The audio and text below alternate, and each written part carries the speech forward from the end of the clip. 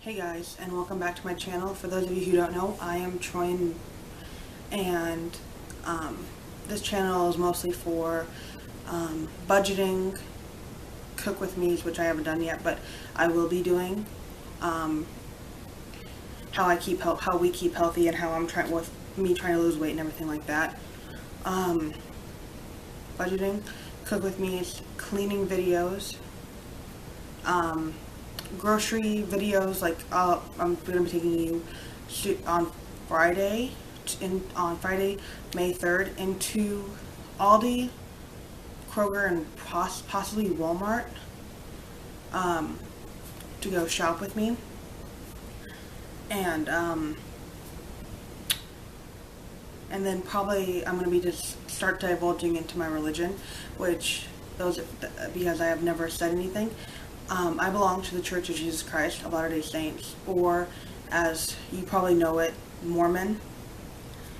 Not to be confused with FLDS or LDS, Fundamentalist Mormon Group 1 or Group 2, because yes, there are two different Fundamentalist Mormons. And I was not really born in the church, but my mom got baptized when I was 6. And I got baptized when I was 8, I was baptized on May 4th, 2008, and no, in 2008, May 4th, 2005, 2004, I gotta backtrack. It's 12, so 2004. Yes, May 2004.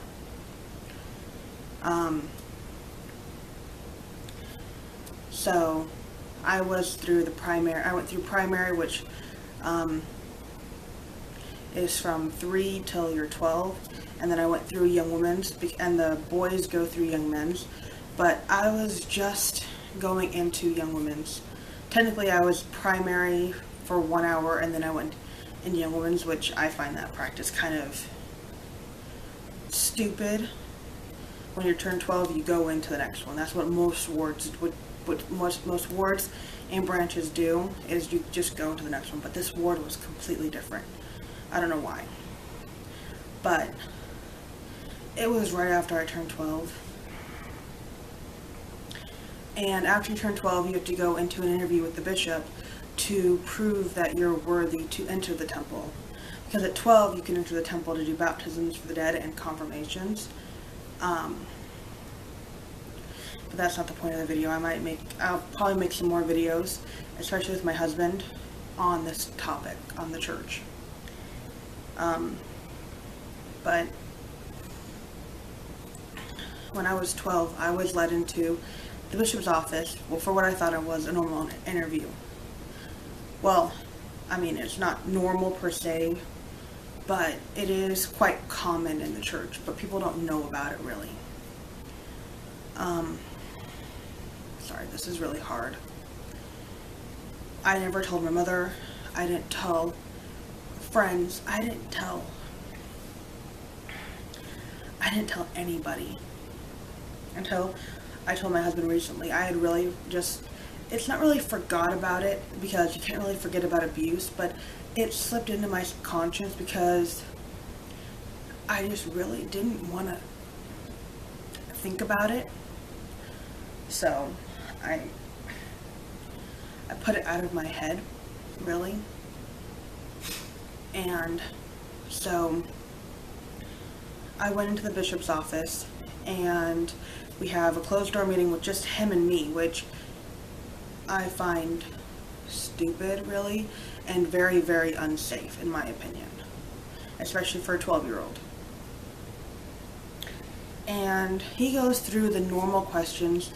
When you get a temple recommending, they go through a series of questions like, do you believe in Jesus Christ? Do you believe that the current prophet is the prophet of God? Do you believe in the law of chastity? Do you believe in the word of wisdom? Do you believe in anything else that is not supported by the gospel? Do you pay a full tithe? And the list goes on. And then after the interview, when I thought he was taking me out, he locked the door. I'll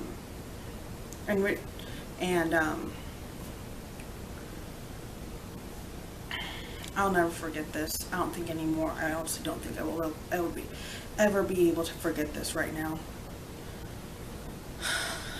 He stood behind me and like put his hands right here, and then one hand slid down and onto my chest. And essentially,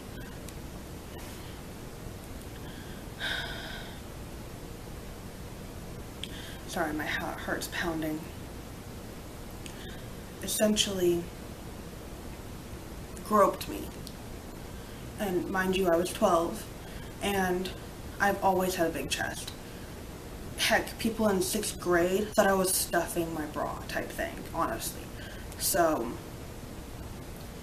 I've always had,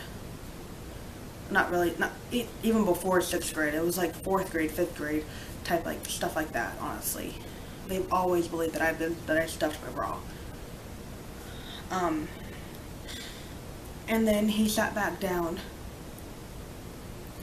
and he asked me if I had kissed anybody, like, sexually. And honestly, for a 12-year-old, I wasn't like normal 12-year-olds, like normal out of the church 12-year-olds that do that. Because I wanted to save my first kiss for when I was engaged, honestly. And I did save it. My husband was my first kiss. He asked me if I kissed anybody. He asked me if I masturbated. He asked me if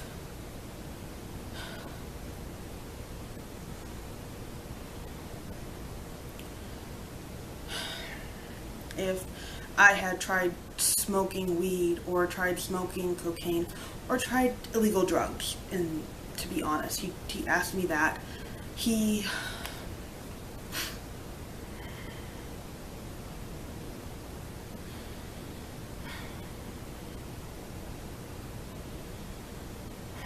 I'm sorry.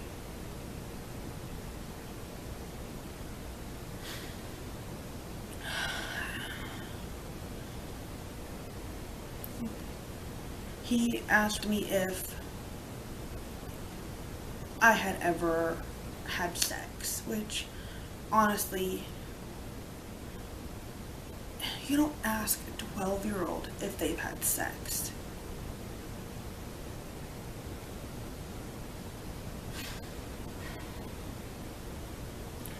And I'm not gonna really say what else he asked. My husband knows everything, but honestly, the questions got more and more personal. And honestly, for a 12-year-old, I was scared. I didn't understand why he was asking me these questions. I mean, honestly, I really didn't understand why he was asking me these kinds of questions. And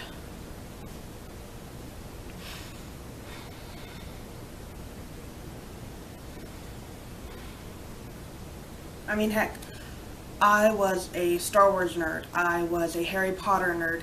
I was a Twilight nerd. Every movie out there that you can really think of that would go with kids, I was that kind of nerd.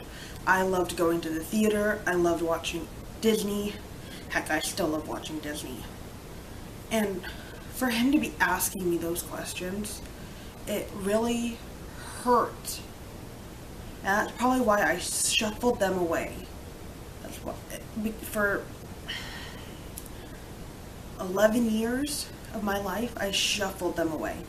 Because I just didn't want to think that a man of God could ask those questions of a 12-year-old. And this is really hard for me to share, because Like I said, I didn't tell my mother.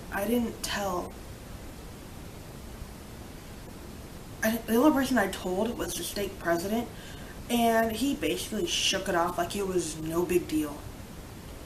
And that's another scary thing to me. It's like I was coming to him with something that, is wrong.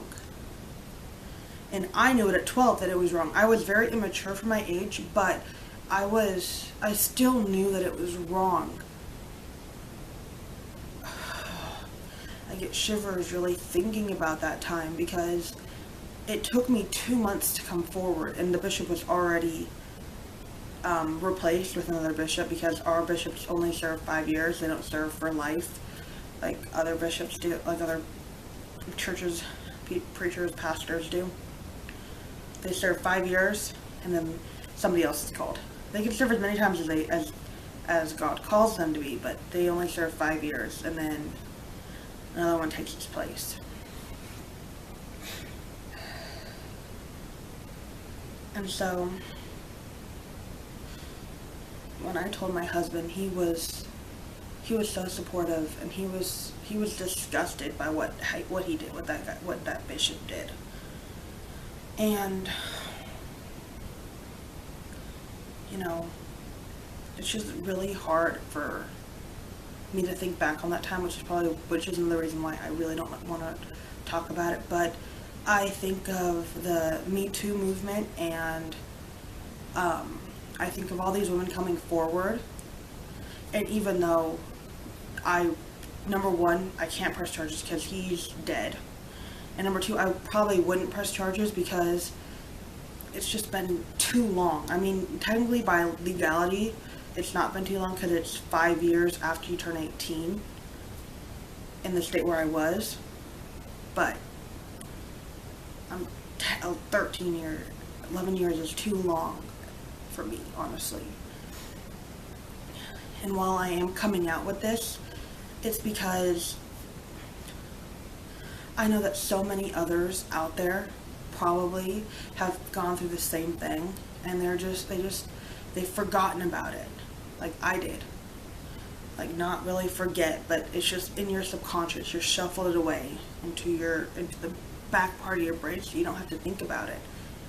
And I implore people that watch this to either share their stories down in the comments if you feel inclined to, or to message me over on Instagram if you want to, because my door is always open, because I know how it feels like. I know how much abuse hurts, even though I wasn't raped, even though I wasn't molested. This was a molestation of the finest. And those out there who have never gone through it, you don't understand. You might say that, oh, I understand, but you don't. You honestly can't say that you do understand where I'm coming from. Yes, I might have a nice shirt. Yes, I might have a nice place to live, or a place to live. Yes, I might have a wonderful husband, but I have things in my past that are not so nice, and I don't like to focus on that. I like to focus on the gospel. I like to focus on my husband. I like to focus on the fact that we get to spend forever together, and I like to think about how our future children will look. No matter how many we have, I like to think of how beautiful and adorable they're gonna look.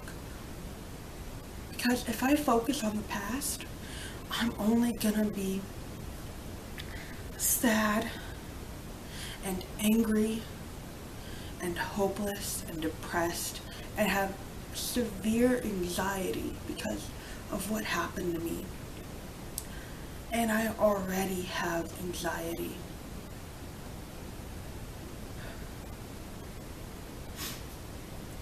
So if there is one lesson to take out of this, is go with your child into the bishop's interview. Even if they say it's a one-on-one, go with them. Protect your child.